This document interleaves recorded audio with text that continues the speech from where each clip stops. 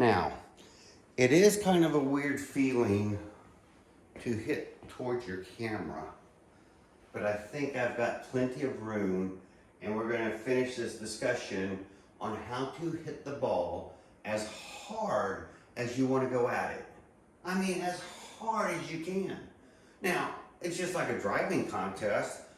You know, these long drivers, when they hit as hard as they can, are they as straight as they can be? No, they're spraying it.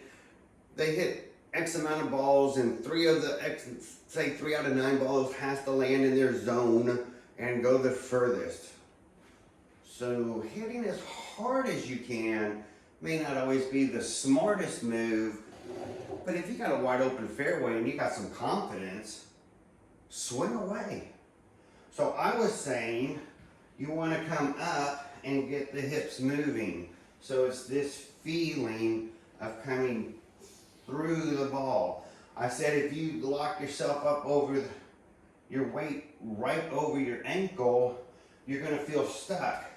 So I have a feeling that for the first part of this, a lot of y'all are going to turn back and you're going to be like, I can't get my hips moving. You can't get your hips moving because you got your weight past or on top of your right ankle. Well, now what do I do? Again, you're staying centered. Remember, all we want to do is just move the body.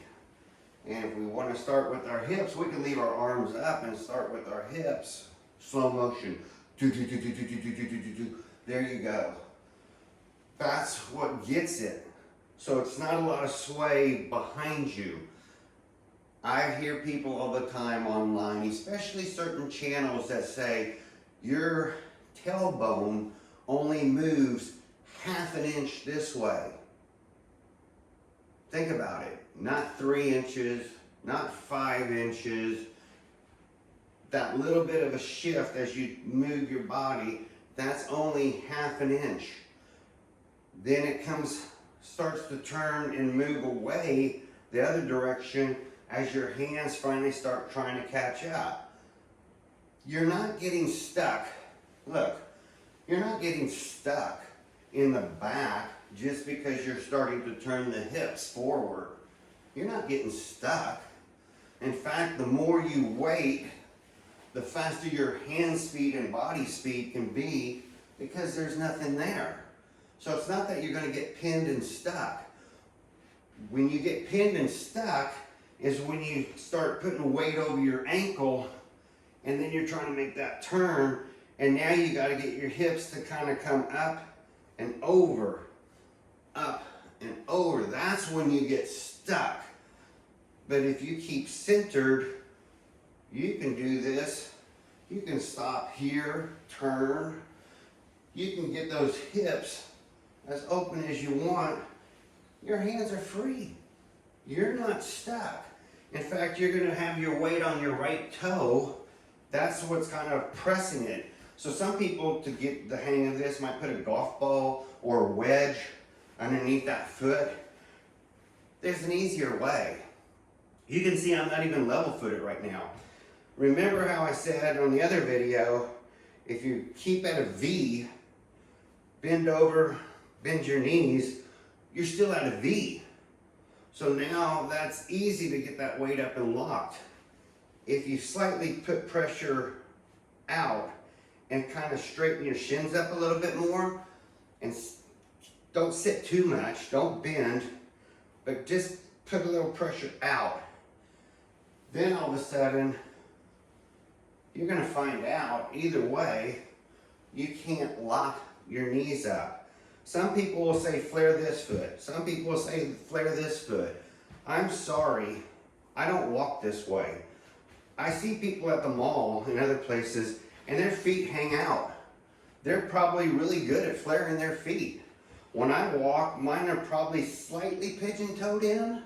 So for me to take something more natural and want to flare a foot, they say flare the back foot so you can move over this way further. They say flare this foot so that you can go through the ball better. I can't do that. What I can do is slightly bow leg. There used to be a drill online, you don't really see it anymore, where people took a range bucket and they would stick it between their legs, like right here. Yeah, a range bucket, think about that. But boy, were they developing a freedom of movement. So again, they could turn that body, get that weight over, and hit down through the ball without getting stuck back here because they were locking at this hip over their ankle. So let's show you an example. And I'm going to do 4 examples and then I'll stop this video. First example, people like to throw through the hitting zone. And so they're hand speed guys that all they care about is I got to get this ball through the hitting zone. Okay? Even if I want to do that and I clear my body, I can get my hands through the hitting zone. Other people want to turn their body and use more body to go through the hitting zone. Okay, seems simple enough. But again, if I get up here and stop and turn my body, I can literally hit that ball as hard as I want. I can go at it. I mean, you can sit here and just wail away at it. There's nothing in your way. The body's moved. So delaying your swing a little bit isn't going to hurt you. You just have to learn how to kind of tame it so that you don't overswing. And by the way, for those who toe the ball, you're coming in too steep too soon. And so remember, let's go back to this. All you need, I don't care how fast you want to swing, you got to turn left shoulder, right shoulder. Then you won't have missed hits. I'm getting ahead of myself. Didn't mean to, but let's do it. So now, there's nothing in my way. There's no shallowing the club. There's none of that other stuff that people talk about. So if you want to throw your hands through, do it. I'm not going to break you that habit probably. But if you want to throw the body through, go at it. Just swing and go at it. Once those hips are out of the way, you're going to be able to swing as hard as you want. But you've seen when I try this, and I haven't warmed up today, you've seen my contact's a little shaky right now. If you want great contact as you swing as hard as you want, that's coming up.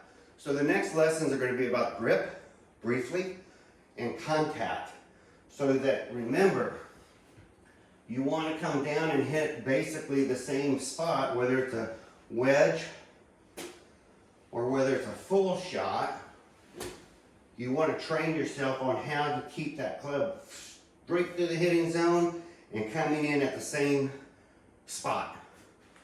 Could be different angle, could be a steep angle, could be a shallow angle, depending on the club, but the same spot. And we're going to go through that. But if I can't get you to clear the body first, you're not going to ever be able to swing as hard as you want. So we'll work on it and I'll show you some things.